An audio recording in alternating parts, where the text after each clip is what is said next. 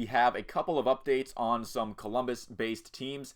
Been a little bit since I've done a general update video on more than one team that isn't a recap of their game action as of late, but we do have some Ohio State transfer portal news as their season is pretty much over. They do have a glorified exhibition game against Missouri to go, so yay for that, I suppose. But it might be interesting to watch that game just to see the potential starting quarterback for next year, as the biggest name at the biggest position for Ohio State is out. Kyle McCord has hit the transfer portal. While that is bad from the standpoint of, the possibility of Kyle McCord becoming an elite quarterback and showing that growth at Ohio State is now gone, I don't really think that moves my opinion on how I feel about it, how I feel about the position of quarterback for Ohio State moving forward.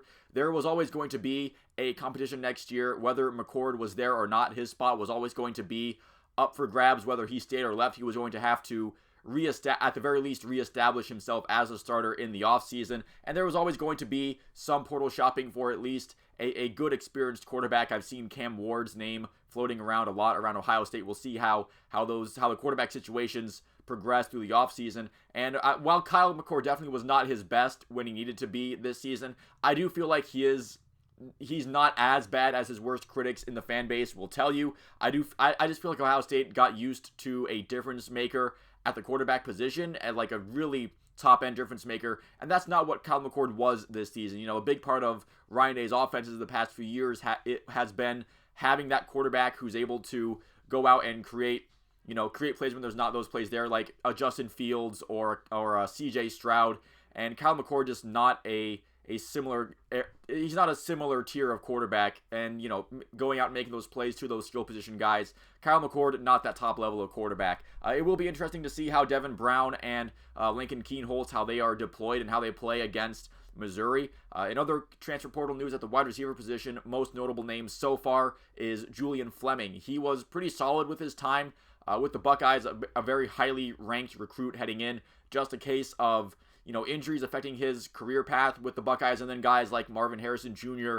and Emeka Egbuka, Jackson Smith, and Jigba, they kind of jumped him over on the depth chart, multiple times over multiple seasons. You have Brian Hartline. He's been doing a bang-up job of bringing in a lot of good wide receiver talent to the Buckeyes. You have guys like Carnell Tate showing some flashes in his limited time this season. So Julian Fleming really wanting to go to a spot where he will be guaranteed to be featured as a wide receiver one. That's to be expected, where he wants to have a better opportunity somewhere else. And, Ohio State's youth and some of their guys that they bring in going to have to step up and take his place. That is definitely some good production that is leaving the Buckeyes this offseason. Maybe Ohio State also goes to the portal for there. I mean, going through the portal and shopping around for positions is just becoming a new norm for college football. And then at running back position, that has not been escaped from transfer portal news. Chip Trayanum also entering the portal for the Buckeyes. He was a fill-in for the backup running back after Mayan Williams went down for the season. Played a very similar role that Mayan Williams was as the bruiser running back, kind of the two-punch to TreVeyon Henderson's one-punch in the back half of the season.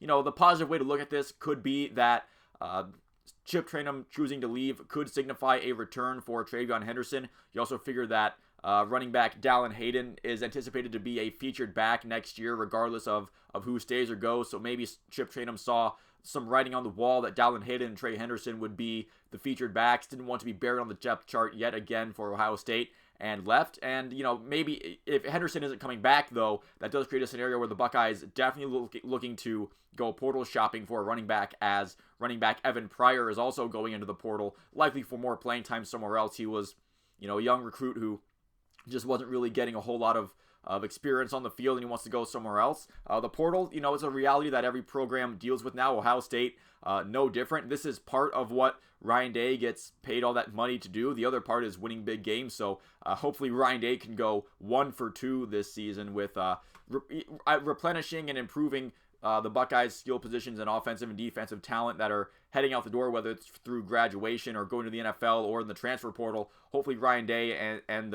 that coaching staff can replenish and try to reload for a better year next season. Good luck to all the people, and wishing all the best to all those who are going into the transfer portal. Obviously, I'm not the kind of fan who's like kicking these guys on their way out, but it's just the nature of what college football is becoming over the past couple of years. They just have to find other people to replace them and get better.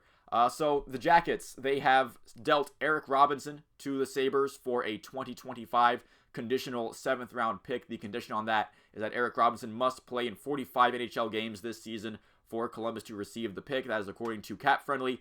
Essentially what this is a salary cap dump of about $1.6 million. That's what his contract was.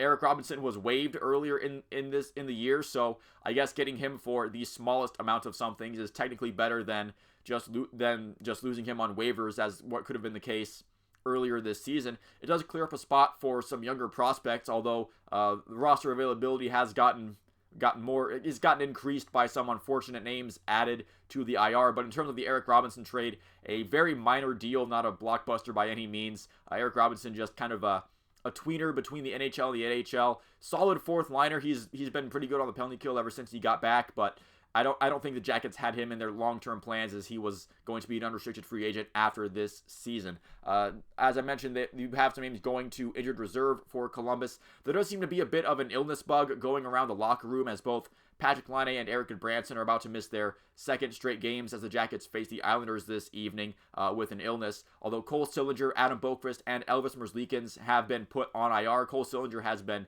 day-to-day for a little bit now. And in their place, forward Emil Bemstrom, defenseman Nick Blankenberg, and goaltender Jet Greaves have been called up. With Eric Robinson gone, there should still be a roster spot for goaltender Daniil Tarasov to join the NHL team once his conditioning assignment with the Cleveland Monsters is done.